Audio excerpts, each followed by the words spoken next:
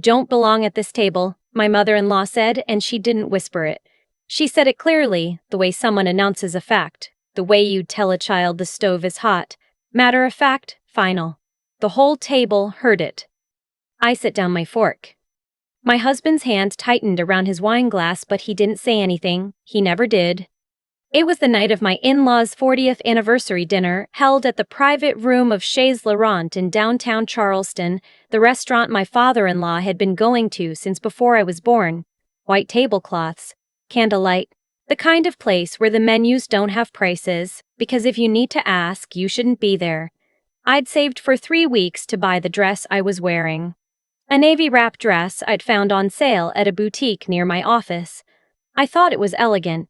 My sister-in-law had looked at it the moment I walked in and said quietly to her fiancé, "Did she raid a TJ Maxx?" They all laughed, just barely, just enough. My name is Celine. I was 31 years old that night, and I had been married into the Ashford family for 4 years, and for 4 years I had been treated like a mistake that hadn't been corrected yet. My husband, their golden son, was an attorney. His mother, Constance, ran the family's charitable foundation, which mostly meant she attended galas and had her photograph taken next to politicians. His father, Warren, was a semi-retired real estate developer who still introduced himself as a developer and never mentioned the semi-retired part. His sister, Vivica, was getting her MBA at Vanderbilt on their dime and had never once held a job that required her to wear a name tag. I had grown up in Macon, Georgia. My father drove a school bus.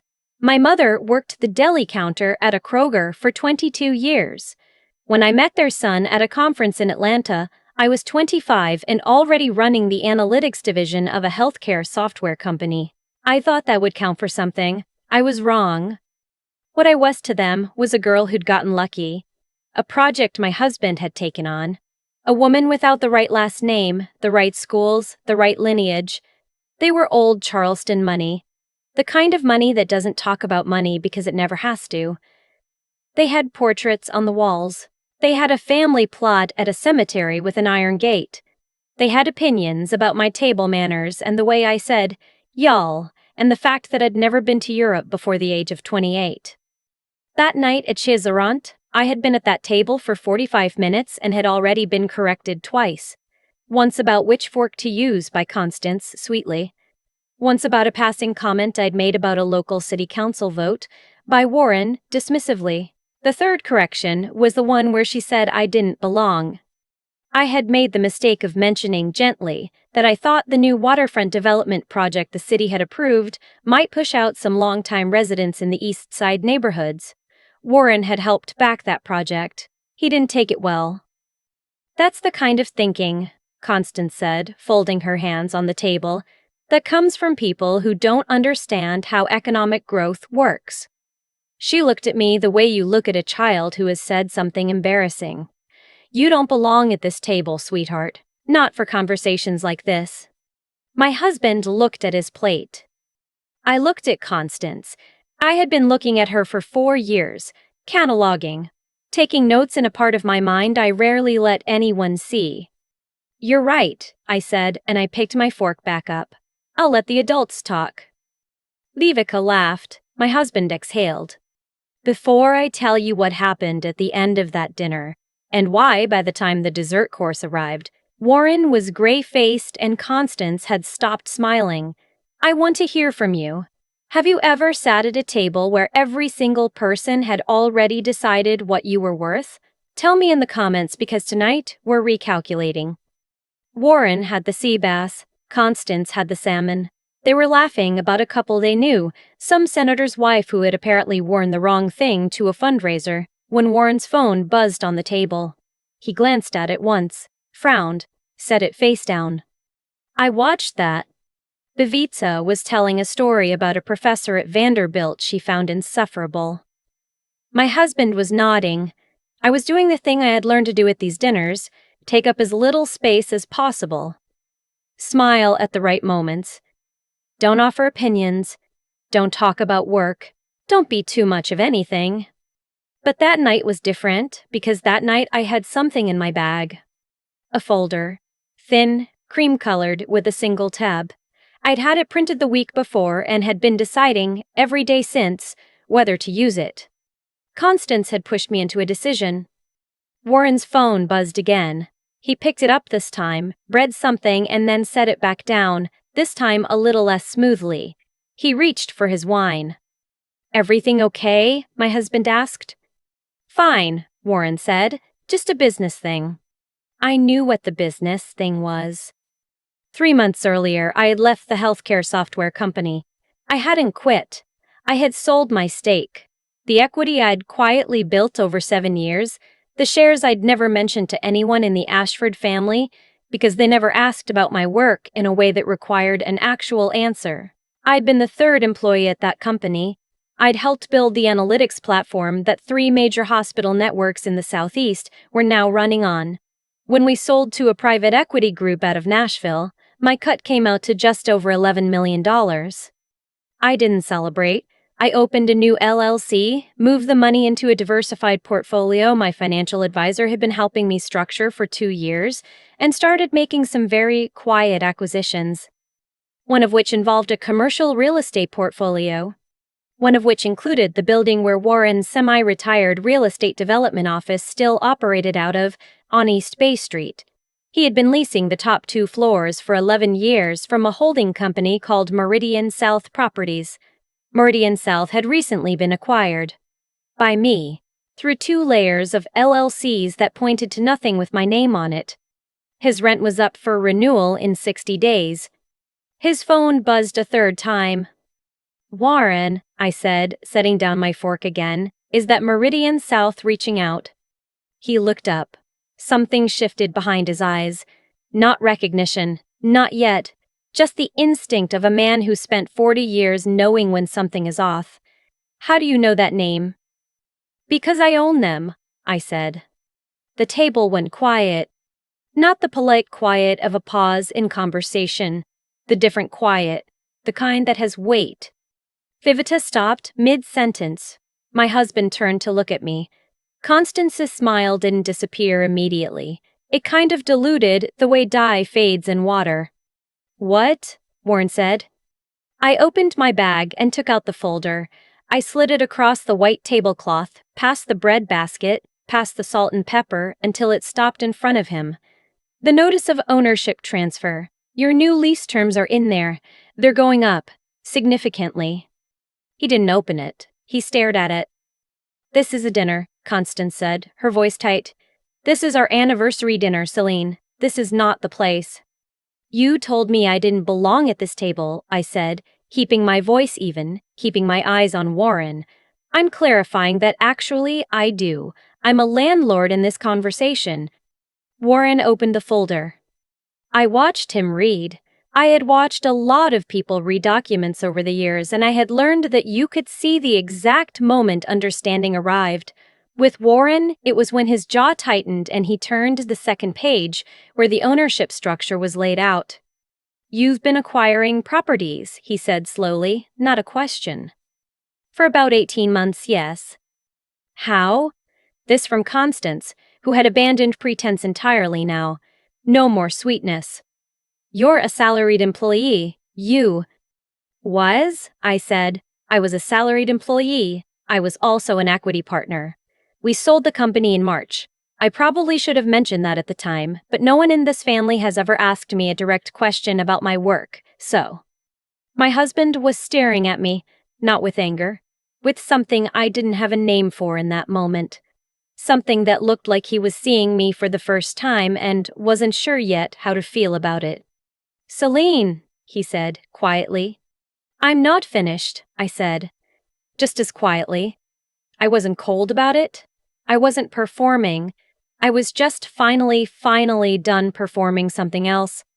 I turned back to Constance. "The foundation," I said. Her face changed. "The Ashford Family Foundation has been filing as a 501c3 for 14 years. Your administrative cost ratio last year was 61%. The IRS threshold for audit consideration is typically around 30 to 35. I'm not an accountant, but I know someone at the state AG's office who is, and she finds that ratio very interesting. That is a completely normal." I'm not filing anything, I said, cutting her off, which I had never done before in 4 years of marriage. I'm not threatening you. I'm telling you what I know, because you told me I didn't belong at a conversation at your table, and I want you to understand exactly who you've been talking to. Bevitsa's fiancé quietly asked the waiter for the check. Bevitsa herself had gone very still. She had her MBA program face on, the neutral, calculating expression of someone assessing damage. I almost respected it. You planned this, Warren said. He was looking at me like I was a merger he hadn't seen coming, which, in a way, I was. You planned all of this. No, I said. Not exactly. I planned the acquisitions because they were good investments. I had the lease terms ready because the renewal was coming up regardless. I brought the folder tonight because… I paused. Because I had been deciding for a week. Because some part of me had still hoped, right up until the moment she said it, that I wouldn't need it. Because she told me I didn't belong here, and I needed her to know that I do. The waiter arrived with a dessert menu. We all sat with it for a moment, which would have been almost funny under different circumstances. Here's the thing about the Ashfords. Here's the thing I had understood for a long time, but needed them to understand too. When I was 27, I'd asked Constance just once, if she would write a letter of recommendation for a board position I was applying for. It was a nonprofit board, a healthcare access organization that did work I genuinely cared about. Constance sat on 6 boards. She had the credibility, the letterhead, the name that opened doors in Charleston. I had asked carefully and humbly, the way I had learned to ask for things in that family. She had said she'd think about it. She never brought it up again. When I followed up, she said she wasn't sure it was the right fit and she thought it might be awkward, given the family connection. The board position went to someone else, someone whose mother-in-law had written a letter. I had thought about that for 4 years, not obsessively, not bitterly, more like how you think about a key you know is missing, noting the absence, understanding what it means. She hadn't helped me because she hadn't believed I was worth helping. In her mind, I was a temporary situation at best, a liability at worst, something her son had brought home that hadn't been returned yet. I wasn't angry about it anymore, sitting at that table. I had passed through angry about 2 years ago and come out the other side into something cooler and clearer, something that let me do the work, build the structure. Move the pieces without anyone seeing me do it. They hadn't seen me because they hadn't looked. They hadn't looked because they'd already decided what I was. That's the thing about underestimating someone. You stop watching them. And that's when they build. The lease terms, Warren said finally, setting the folder down. What exactly are you asking for? Market rate, I said. That's all. You've been 11% under market for 6 years. Meridian South was a legacy landlord they didn't adjust. I will be adjusting. It's not personal, Warren. It's just accurate. And the foundation? Constance said, her voice now stripped of its social warmth entirely. What was underneath wasn't rage. It was fear. I recognized it because I'd felt it so many times at their tables, and I had never wanted to make anyone feel it. But I also wasn't going to pretend I hadn't earned the moment. I told you, I'm not filing anything. That's your problem to sort out with your accountants. I looked at her steadily. I'm just telling you I know. My husband stood up. I thought for a moment he was going to leave. Instead, he walked around the table to where I was sitting and put his hand on my shoulder. He didn't say anything. I looked up at him. His face was complicated in the way that faces are when someone is rearranging everything they thought they knew. I had told him about the company sale. I had told him 3 months ago, the morning after it closed, over coffee in our kitchen. He had nodded slowly and said, "Wow, that's great, babe," and then asked if I wanted him to pick up dinner that night. I don't think he had understood the scale of it. I don't think he'd had a frame of reference. He had grown up in a world where the numbers were always large, which meant he'd stopped being able to see them clearly. I should have told you more, I said to him, not to anyone else, just to him. Yeah, he said, you should have. I should have asked, he said. Yeah. Constance was watching this like it was a film she didn't understand. Warren had aged, visibly, over the course of the last 20 minutes. Vivica had quietly texted something on her phone, and then set it face down, which was the first time I'd ever seen her do that. "What do you want?" Warren asked. He was businessman enough to cut to it when the social architecture had collapsed. "I want to be spoken to like I'm a person," I said. "That's it. I don't want anything from you. I'm not here to ruin your anniversary or your foundation or your lease. I'm here because this is my family and I have been sitting at this table for 4 years being told in 100 different ways that I'm not enough. And I needed you to know that I have been paying very close attention and that I am more than enough and that the version of me you decided existed isn't the one that actually does." No one spoke. The candle on the table flickered. Someone at the next table laughed at something far away. "I owe you an apology," Constance said.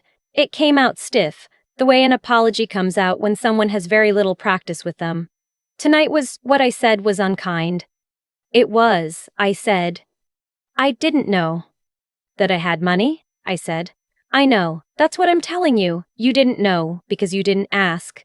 And you didn't ask because you didn't think the answer could matter." She had the grace to look at the table. We didn't stay for dessert. My husband and I left before the check was settled, because Warren insisted on paying and I didn't have the energy to argue about it, and also because some small part of me thought it was fair, given everything. In the car, my husband drove for a while without saying anything. The lights of Charleston moved past the windows. It was warm for October, the kind of southern warm that lingers past its welcome, and I'd left my wrap on my chair at the restaurant without meaning to.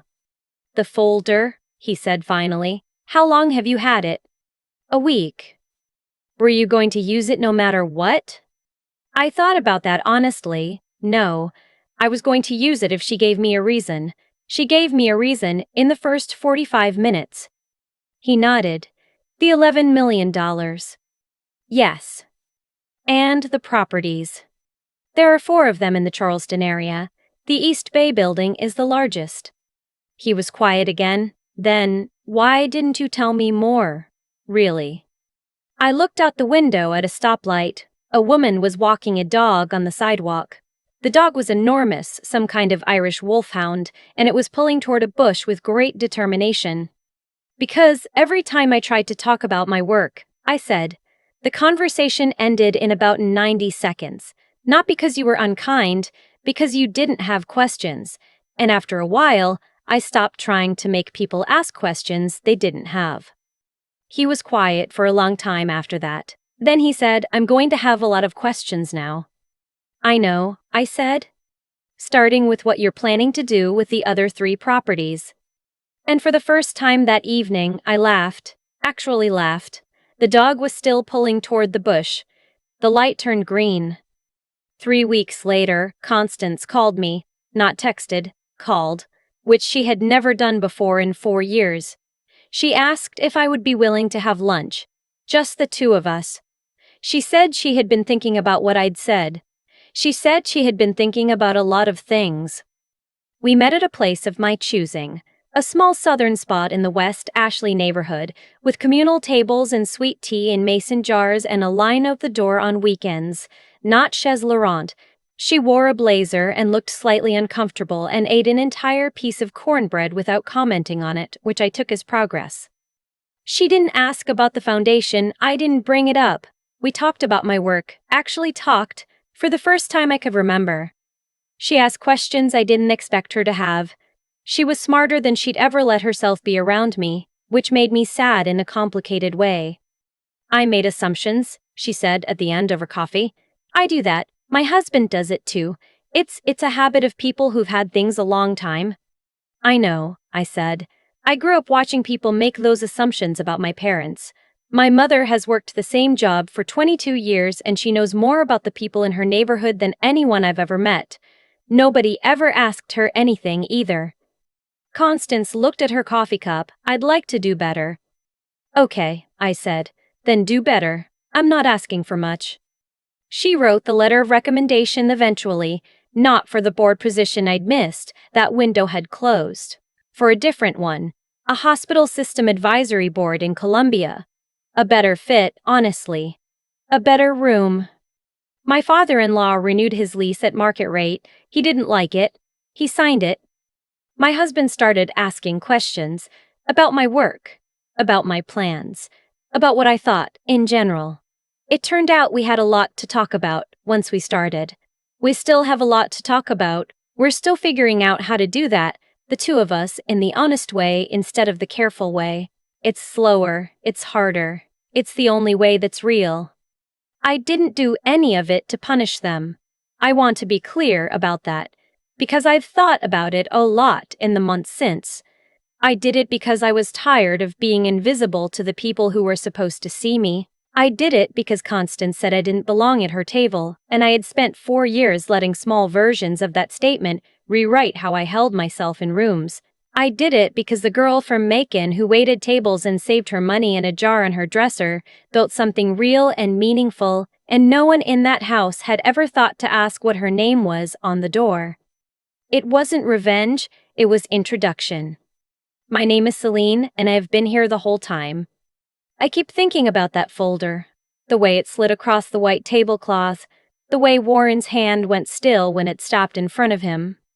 I didn't bring it to that dinner because I wanted to hurt anyone. I brought it because I had spent 4 years shrinking myself to fit into a space that was never going to expand on its own. And there's a cost to that, a slow, quiet cost that you don't notice until one evening someone looks at you across a candlelit table and tells you out loud that you don't belong. And something in you decides, enough. What I've come to understand is that the outcomes in our lives, the ones that feel like luck or punishment or coincidence, are almost never random. Constance treated me the way she did because she made a judgment early on and stopped looking.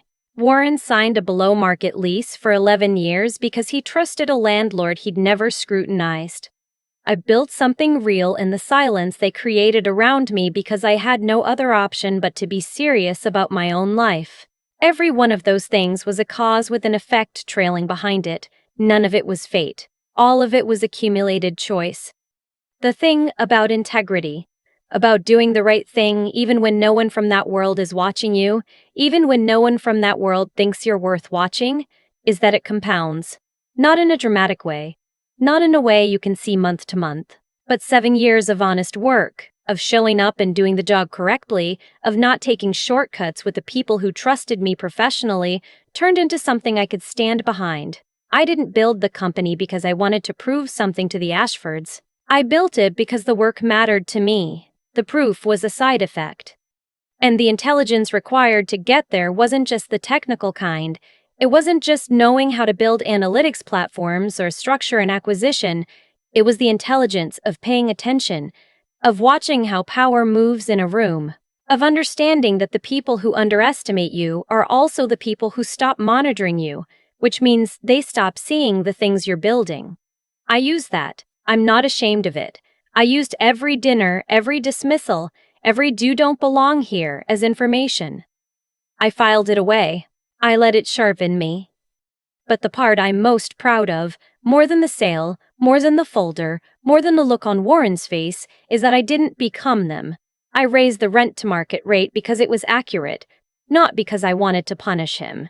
I told Constance what I knew about the foundation because she needed to understand who she'd been talking to, not because I wanted to destroy her. When she called 3 weeks later and asked for lunch, I went. Because the point was never to win. The point was to be seen correctly. My mother worked a deli counter in Macon for 22 years. She never stopped being kind to every single person who came through that line. That's not weakness. That's the hardest kind of strength, the kind that doesn't require an audience, that doesn't need a folder on a table to prove itself. I think about her every time I'm tempted to be cruel when I could simply be clear. Celine from Macon built something. She kept her integrity while she built it. She stayed standing when staying was hard. That's the whole story. The $11 million and the lease notice, those are just the receipts.